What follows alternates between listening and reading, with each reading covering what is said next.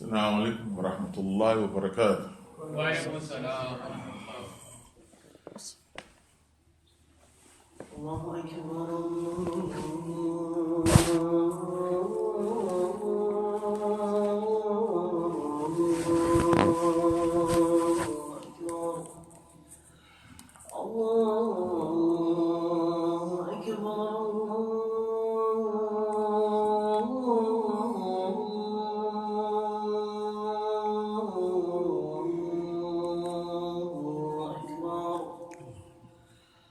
أشهد أن لا إله إلا الله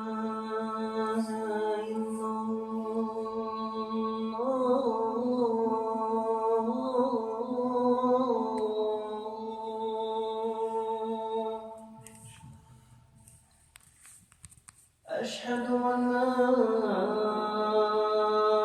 إله إلا الله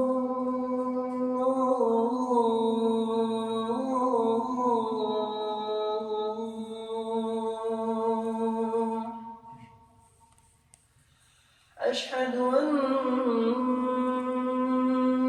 محمدًا رسول الله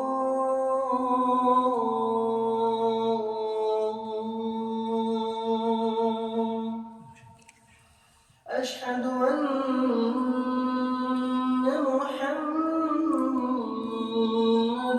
رسول الله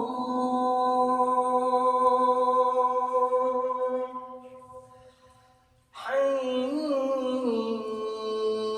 على الصلاة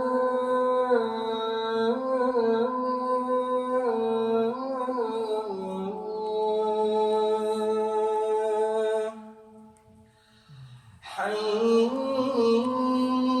على الصلاة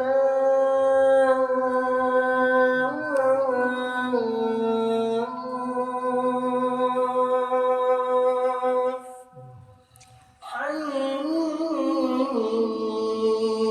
على الفلاح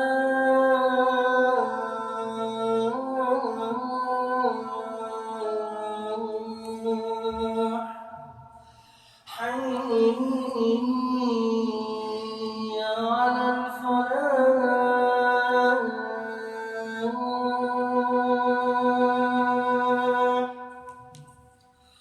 الله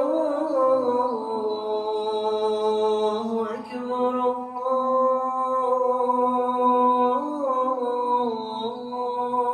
الله أكبر لا إله إلا الله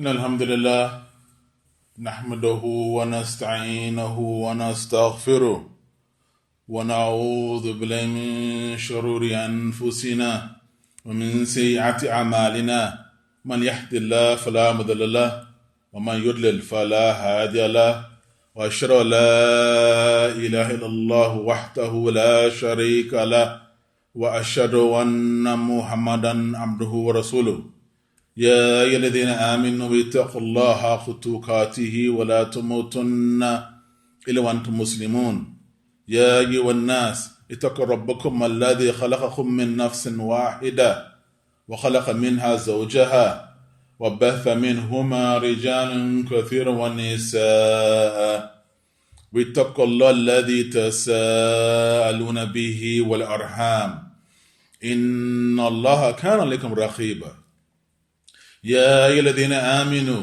اتقوا الله وقولوا قولا سديدا يصلح لكم أعمالكم ويغفر لكم ذنوبكم ومن يطع الله ورسوله فقد فاز فوزا عظيما. أما بعد إن أصدق حديث كتاب الله عز وجل وأحسن هدي محمد صلى الله عليه وسلم وشر أمور محدثاتها وكل محدثة في الإسلام بدعة وكل بدعة ضلالة وكل ضلالة في النار. All praise due to Allah. We praise Him and we extol Him. We say salatu salam, the finest of salutations, and Muhammad wa ala alihi wa dhurriyati man sunnat bi sunnati illa yawmiddin. As what follows, my dear brothers and salam in Islam, the finest speech is that of Allah Azza wa Jal, and the finest guidance that of Muhammad sallallahu alaihi wasallam, and the most evil of affairs are the newly invented ones, bid'ah. And every innovation in Islam is a going astray, and every going astray leads to the hellfire. Nas'alullah al-afiyah wa thabat. Today, my dear brothers salam and iman, I would like to briefly touch on an extremely important topic. And this topic is the topic and issue of mental health. Why I have chosen to speak on this particular topic in brief is because I was asked a series of questions by a very eager student of mine. Zallah khair, may Allah bless him and keep him guided ala sabil al-rashad. Allahumma ameen. And as we all know that over the years, many people have been suffering in silence. And why I say this is because the first thing that we all need to understand and appreciate about al-afiyah, health, saha, is a great blessing.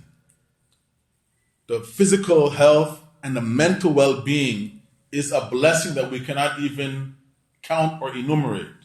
The Messenger of Allah sallallahu alaihi wasallam, he summed it up in one authentic hadith. He said, "Ni'matan maghbul fihima kathir min al-nas, as-sihha wal-faragh." That two blessings, auspicious blessings, is something which has been lost by most people, which is sihha, good health and free time. So over the years, mental health has been something which has been lost by most people. What I mean is that most people have chosen not to address the issue of mental health. In our community in particular, the Muslim community, it has been considered as something taboo to address or speak about or even acknowledge that members of our community have been suffering in silence. And we must understand that as Muslims, we are not immune to the ills that happen to other communities. We're not immune to those things. The only difference for us as Muslims is how we cope or address these issues. We can address them, we can spearhead them, or we can just sweep them under the rug as if they don't exist. The problem with our communities in general is that we usually only act when things have gotten far out of control. That's al-afiyah. Allah will give us the thabat, well-being, ma'ameen. And this is the time when we usually choose to go to the masjid or bring the sick person to the masjid for ruqyah or hijama, when things have gotten way out of control. So my first advice is that if we have noticed anything within ourselves or others, nas'al al-afiyah wa thabat, may Allah give us all al-afiyah wa steadfastness, Allahumma ameen. My first advice, if we notice anything, that we should check ourselves and we should seek correct counsel as soon as possible. So there are many hadith that we as Muslims need to be acquainted with in the regards of health, mental health, spiritual health, because our mental health is something of the unseen. That the doctors, the specialists, they can only hook a person up and monitor the brain activity, or they can counsel a person. So this is an aspect of the unseen which we need to address with the proper, with the proper fields. We cannot just try and bring a person to the masjid and ask the sheikh to make ruqyah on this person. Because the issues of the unseen are something which require specialized treatment, a specialized scientific approach. There's a hadith that I want to share with us, which is Sahih Tirmidhi, and the thought that Osama bin Sharik reported that a Bedouin, a nomadic person, came to the Rasul Sallallahu Alaihi Wasallam and he asked the Prophet Sallallahu Alaihi Wasallam, should we seek medical treatment? Should we use medicine? The Prophet Sallallahu Alaihi Wasallam, he said, Naam, yes, tadawu ya ibadallah. You seek medicine, use medical treatment. He said, Ma anzar Allah da illa anzala ma'u shifa'u kama qala sallallahu alayhi wasallam. That Allah Azza wa Jal did not send down any ailment except that He subhanahu wa ta'ala sent down with it the appropriate cure, except for one ailment, and that is old age. So we have to understand as believers is that there is a variety of ailments and sicknesses that overtake the body and the mind in the unseen realm. But we can't overlook these things or just label them as jinn possession. We know that these things exist. But over the years, the issue of mental health has been something that we as a community has been just trying to cope with. And alhamdulillah, there are many well-intended Muslims who have been coping by putting their tawakkul ala Allah, by praying. Tawakkul is not something that is just blind. Putting our trust in Allah, it requires action on our part. That we're going to pray Qiyam al-Layl mathalan. We're going to pray our Khamsa Salawat at an appropriate time, not only in our convenience. So we have some well-intended Muslims who have experienced different mental health or different ailments and have resorted to putting their trust in Allah. And that has helped them tremendously. On the other hand, we have many well-intended Muslims, good practicing Muslims, who have fell down a slippery slope of drug abuse, alcohol abuse, gambling, and the list goes on and on and on. Nasal al-afiyah wa thabat. I want us to understand that as believers, with the right treatment, bi'idhnillah, by permission of Allah, we will be on the right track. We can be headed down the right track with our health, our physical health and our mental health issues. As people of the Sunnah, we understand that jinn possession is a reality. That a person can become possessed by the jinn, these unseen spirits. The Messenger of Allah Sallallahu Alaihi Wasallam said that the jinn, it runs with them, Ibn Adam. The jinn, it runs in the bloodstream of the sons and daughters of Adam. The jinn, they make the waswasa. They suggest things to us. And they run in our bloodstream and they suggest things to us. So we have to understand that the jinn, they run in our bloodstream and they suggest things to us so as to cause us distress. So as to cause us distress. We experience loss of life, loss of wealth. We're all experiencing loss of wealth and revenue and so many things. Loss of our mobility, free time. So we'll get a lot of suggestions from the jinn and the shayateen to get us off track. This is why, my dear Basalam Iman, we have to resort to the dhikr of Allah. Allah dhikr Allah ta'minun qulub. Allah just says, isn't it the remembrance of Allah that brings solace, peace, tranquility to the hearts? With that said, my dear Basalam Iman, there's an authentic hadith And there are many authentic hadith in the kutub of Adhkar. Imam Tirmidhi, Imam Ahmed ibn Hanbal, all of the kutub, they have Adhkar, adiyah, authentic supplications, words of remembrance. They have chapters in their books titled Words of Remembrance, words in a hadith that brings calm and solace to the hearts. I want to narrate to us a hadith, authentic hadith, regarding the importance of supplication to relieve anxiety and stress. Remember, my dear Salam Iman, that prevention is better than cure. Prevention is better than cure.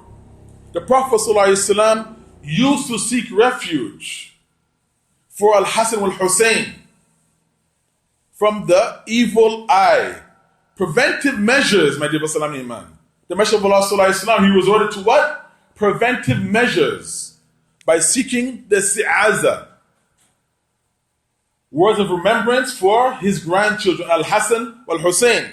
And he would say he would seek refuge in the perfect word of Allah from every evil devil and every poisonous snake. He would say, A'udhu bikuma bikalimatillahi tammat min kulli shaitanin wahamat wa min kulli aynin lama. He would make this isti'aza on his grandchildren, Al-Hasan, Al-Hussein. He would say, A'udhu bikuma, I seek refuge in the two of you. Or if it's one child, A'udhu bika, A'udhu biki. If it's a male or a female, A'udhu bika, A'udhu biki. Kalimatillahi tamma. In Allah's complete word. Min kulli shaitan wahama. When every evil shaitan, devil, wa min kulli aynin lama.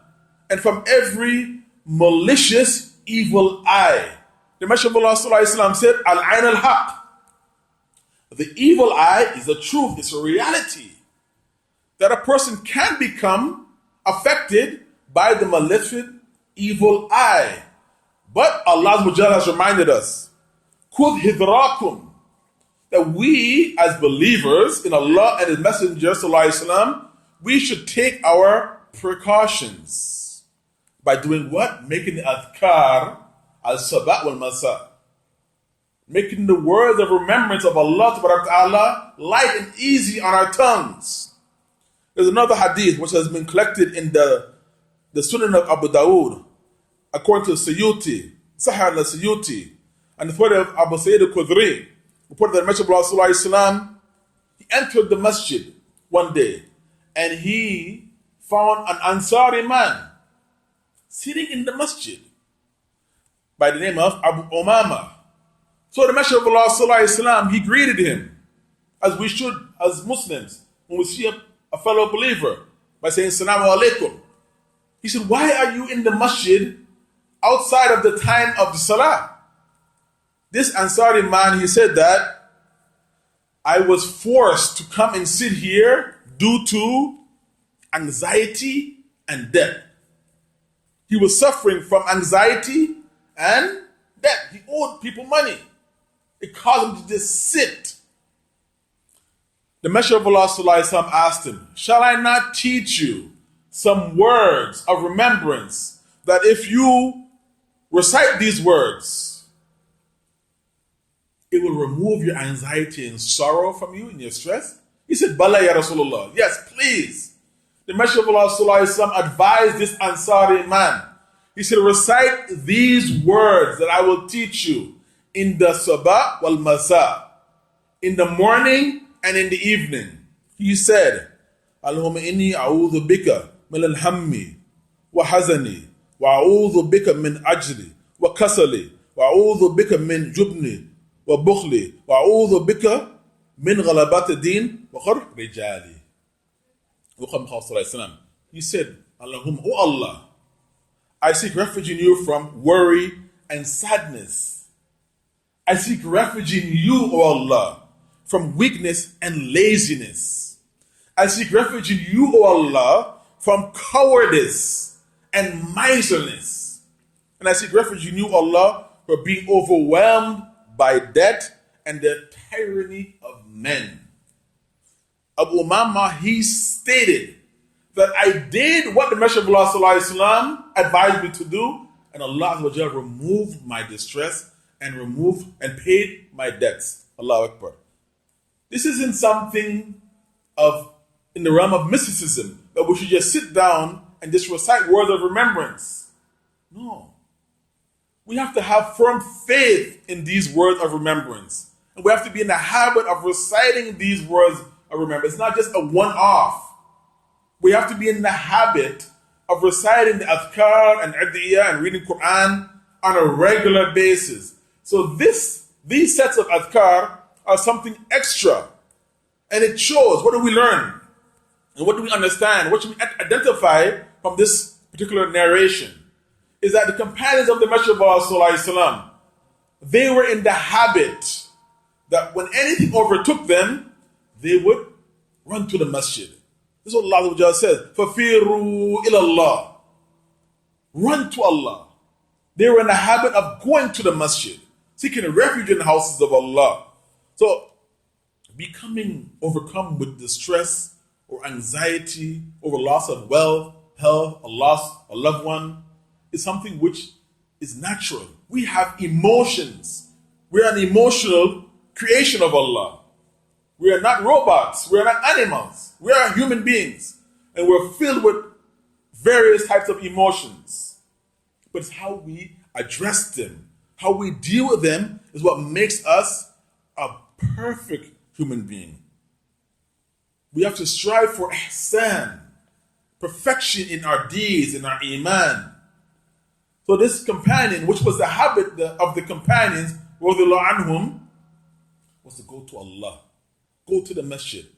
And the Messenger of Allah Sallallahu Alaihi Wasallam advised him. And they accepted the advice. And they implemented the advice. And their situation changed. The difference between us in this day and age is that when we have a problem, we seclude ourselves. We become people that go into ourselves and we don't want to speak to anybody.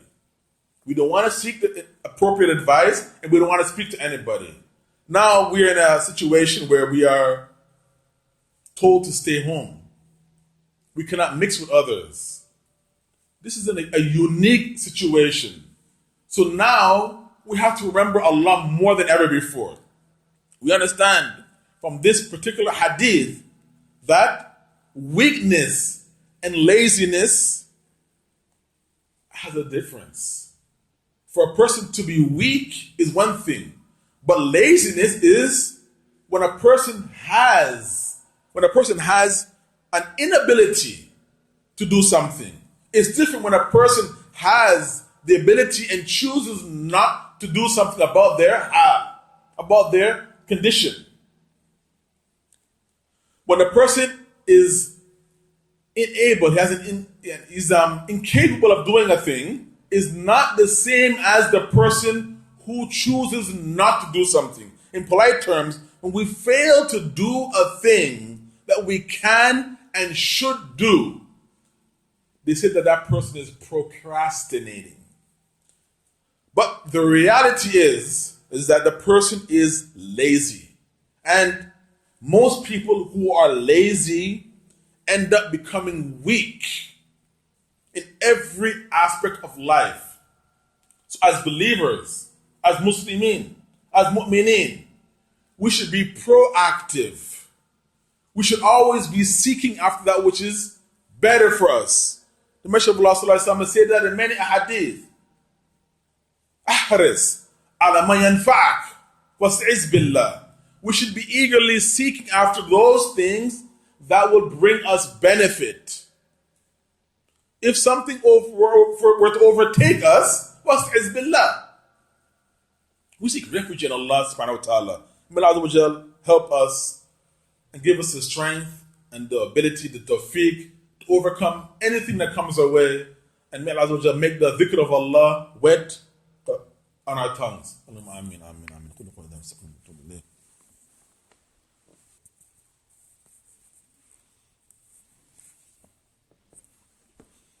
Bismillah, wassalatu salam, ala Rasulullah, wa ala alihi, wa sahbihi man tabi'ahu huda wa ba'd. As I mentioned, my dear Salam Iman, at the start of our khutbah today, health is one of the greatest blessings that we can have. And the issues that are related to mental health is a very serious worldwide phenomenon.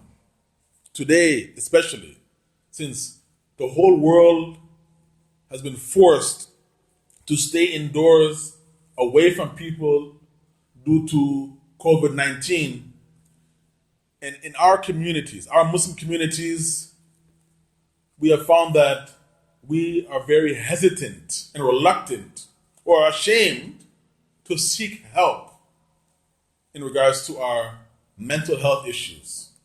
We shouldn't be so hesitant in this regard, my dear brother Salam Iman, to the point that we only bring a person to the masjid for ruqya or hijama. So as believers, we have to understand that prevention is always better than cure. We need to be in the habit of remembering Allah in the morning and in the evening.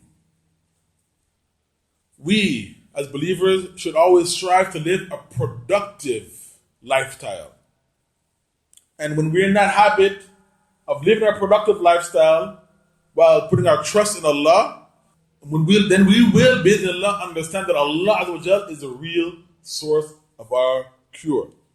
Allah Azza wa Jal has stated, وَقِيمَ الصَّلَاةِ طُرَفَ النَّهَارِ وَذُلَفًا مِنَ اللَّيْلِ إِنَّ الْحَسَنَاتِ يُذْهِبْنَ السَّيِّئَاتِ ذَلِكَ ذِكْرَى لِلذَّاكِرِينَ وَاصْبِرْ فَإِنَّ اللَّهَ لَا يُضِيعُ أَجْرَ الْمُحْسِنِينَ.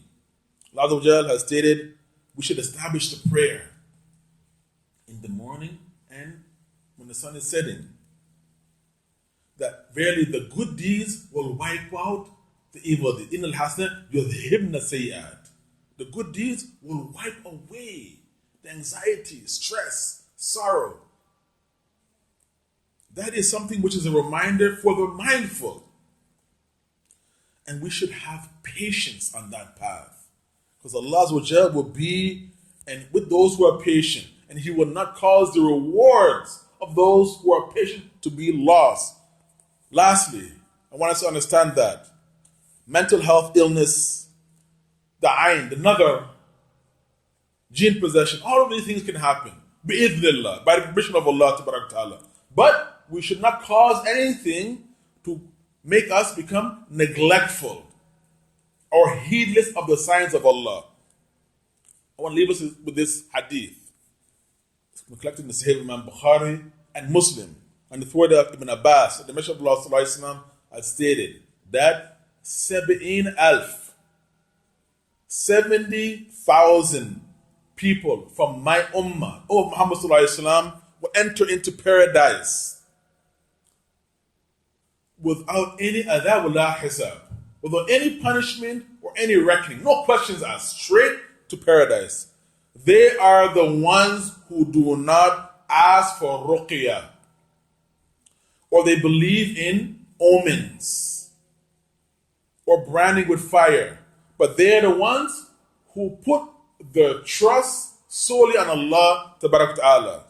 Regarding this narration, the noble Sheikh Muhammad bin Salih al-Uthaymeen, he has said that the phrase in this hadith regarding they do not ask for ruqyah means that they do not seek it from others. Because the Prophet ﷺ commanded us and taught us to seek treatment, as he has stated, that Allah Azza wa Jal had not created any disease without also creating the cure. Some know it and some are unaware of it. So for this reason, the Prophet ﷺ said, those who do not ask for ruqyah, and did not say those who do not seek the treatment. Seeking treatment is essential for us, but it is better not to seek ruqyah from others. This means, and Allah knows best, that we should not be in the habit of asking others to make ruqyah for us. But we should be in the habit, in the routine of making ruqyah and reciting the Quran for ourselves in the morning and the evenings. May Allah Azza wa Jal bless all of us, our families, keep us safe, keep our mentality safe, keep our hearts safe and sound, and keep us all guided على سبيل الرشاد. آمين آمين آمين. إن الله وملائكته يصلون على النبي يا أيها الذين آمنوا صلوا اللهم صل على محمد وعلى آل محمد كما صليت على إبراهيم وعلى آل إبراهيم إنك حميد مجيد. اللهم بارك على محمد وعلى آل محمد كما باركت على إبراهيم وعلى آل إبراهيم إنك حميد مجيد. ربنا آتنا في الدنيا حسنة وفقنا عذاب النار. قم صلاة.